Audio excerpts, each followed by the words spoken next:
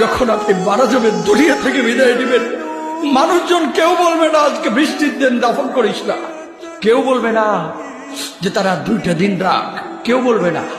কবরের মধ্যে যখন নিয়ে যাওয়া হবে, আপনার স্ত্রীর কথা মনে পড়বে, আপনার সন্তানের কথা মনে পড়বে, আপনার বাবার কথা মনে পড়বে। সবচাইতে বেশি কষ্ট আপনাকে যে জিনিসটা দেবে, কি নিয়ে কবরে ঢুকলাম, কেন সুদ খাইছিলাম, কেন ঘুষ খাইছিলাম, কেন কবরের জিন্দেগির জন্য প্রিপারেশন নেই নাই। দুনিয়ার জিন্দেগিতে একটা মামলায় ফেসে গেলে সুপ্রিম কোর্টে যাওয়া যায়, উচ্চ আদালতে যাওয়া যায়। আখিরাতের জিন্দেগিতে কোনো মামলায় ফেসে গেলে পালাবার কোনো আর পথ নাই। চলে যেতে হবে। দালান ঘর, বাড়ি ঘর, টাকা পয়সার জন্য পাগল হয়ে থাকে আমি, কিন্তু এটা আমার আসল ঘর নয়।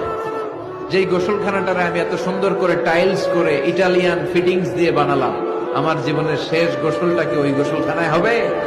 কথা বলেন, যেখানে লাশ ধোয়ায় ওইখানে আমার গোসল হবে। এগুলো আমরা ভাবতে চাই না। কবরের জীবনটা আসল জীবন। কবর জগতে কোনো রং নাই, কবর জগতে কোনো স্বাদ নাই, কবর জগতে কিচ্ছু নাই, মাটি আর মাটি।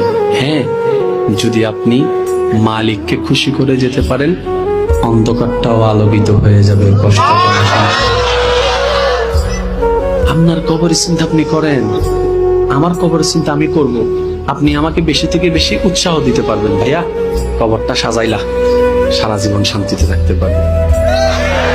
এটা হচ্ছে মুসলমানের নিয়ম। বলেন, কবর প্রতিদিন ডাক দিয়ে বলে আনা বাইতুদ দুধ। প্রত্যেকের কবর প্রত্যেককে ডেকে বলে, ও আল্লাহর বান্দা, জানো আমি পোকামাকড়ের ঘর, পোকামাকড়ের ঘর।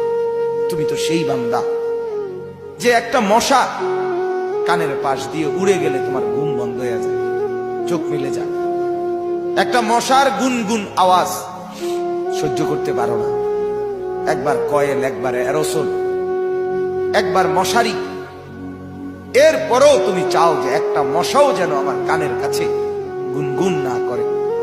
তো 5 ঘন্টার ঘুমের জন্য, 6 ঘন্টার ঘুমের জন্য বান্দা এই যত্ন নিলা, অনন্তকাল কিংবা বছরের পর বছর কবরের যে ঘুম দিবা, পড়ে থাকবা সেই ঘরে, পোকা মাকড়ের ঘর, সেই ঘরে তুমি ঘুমাইবা কেমনে, থাকবা কেমনে?